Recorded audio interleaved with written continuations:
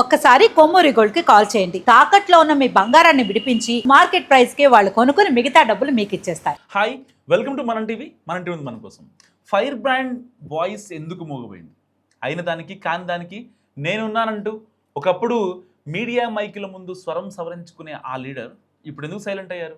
అత్యంత కీలకమైన శాంతి భద్రతల విషయంలో వైసీపీ అటాక్ మోడ్లోకి వస్తే మరి ఆ మాజీ మంత్రి పిలిస్తే వెళ్తా అన్నట్టుగా ఎందుకు వెయిట్ చేస్తున్నారు? ఎవరా ఎక్స్ మినిస్టర్ ఏంటా కదా? So political fire brand image YCP నోరున్న నేతల్లో ఒకరిగా మాజీ మంత్రి ఆర్కే రోజాకు మంచి గుర్తింపు ఉంది. అయితే గత ఎన్నికల్లో ఘోర ఓటమి తర్వాత ఆమె వ్యవహార శైలిలో స్పష్టమైన మార్పు కనిపిస్తుందని, నోటి ఘాటు పూర్తిగా తగ్గిందన్న అభిప్రాయం బలంగా ఉంది. చివరికి సొంత నియోజకవర్గం నగరంలో కూడా యాక్టివ్గా కనిపించట్లేదు రోజా. పిలిస్తే శుభకార్యాలకు రావడం, వెంటనే చెన్నై చెక్కేయడం రొటీన్గా మారిపోయిందని అంటున్నారు చాలామంది. సో రాష్ట్రంలో శాంతి భద్రతల అంశానికి సంబంధించి ఇటీవల వైసీపీ ఆందోళన చేస్తుంది. స్వయంగా పార్టీ అధ్యక్షుడు జగన్ సైతం నిరంతరం విమర్శలు గుప్పిస్తున్నా ఆ విషయంలో రోజా మాత్రం ఎందుకు సైలెంట్గా ఉంటున్నారంటూ పార్టీ వర్గాల్లోనే పెద్ద చర్చ జరుగుతోంది. సో గత ఎన్నికల్లో 40,000 ఓట్ల భారీ తేడాతో టీడీపీ అభ్యర్థి గాలి భానుప్రకాష్ చేతిలో ఓడిపోయారు రోజా. అండ్ ఆ తర్వాత తన మకాంను పూర్తిగా చెన్నైకి మార్చారు రోజా. మధ్యలో ఇసుక దందా పేరిట హడావుడి చేసిన అక్రమ రవాణాలో దొరికిన వాహనాలు వైసీపీ నేతలవేనని ఎమ్మెల్యే రివర్స్ కౌంటర్ ఇవ్వడంతో రోజా డిఫెన్స్లో పడి వెనక్కి తగ్గాల్సి వచ్చిందట. సో అప్పటి నుంచి పార్టీ కార్యక్రమాల్లో పాల్గొంటున్న ప్రత్యర్థులపై దాడి విషయంలో మాత్రం పాత రోజా కనిపించడం లేదని సొంత పార్టీ వాళ్ళే మాట్లాడుకుంటున్నారు.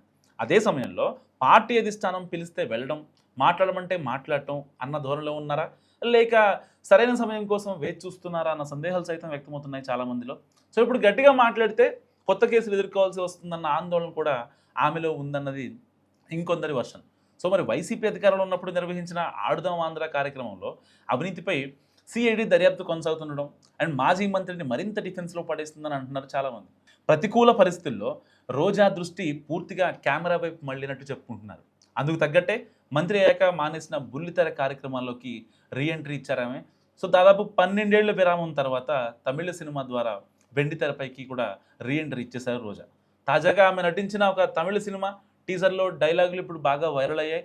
సో అవన్నీ బాగానే ఉన్నా పార్టీ ఫుల్గా రీఛార్జ్ మోడ్లోకి వచ్చాక కూడా రోజా వాయిస్ గట్టిగా వినిపించకపోవడానికి కేసులే కారణమా అంటూ వైసీపీ వర్గాల్లోనే చర్చ జరుగుతుంది.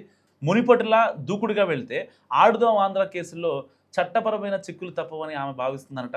సో ఇక ఉమ్మడి చిత్తూరు జిల్లాలో మాజీ మంత్రి పెద్దిరెడ్డి రామచంద్రారెడ్డితో పాటు ఇతర సీనియర్ నేతలతో ఉన్న తీవ్ర విభేదాలు సొంత నియోజకవర్గంలోనే వర్గపోరు తలనొప్పిగా మారాయని అంటున్నారు. అందుకే పార్టీ పిలిస్తే వెళ్ళడం, చెబితే మాట్లాడటం తప్ప కూటమి నేతలను డైరెక్ట్గా ఢీకొట్టే సాహసం చేయడం లేదన్నది వాళ్ళందరి అభిప్రాయం. సో ఇందుకు కొన్ని ఉదాహరణలు కూడా చూపిస్తున్నాయి సొంత పార్టీ వర్గాలే.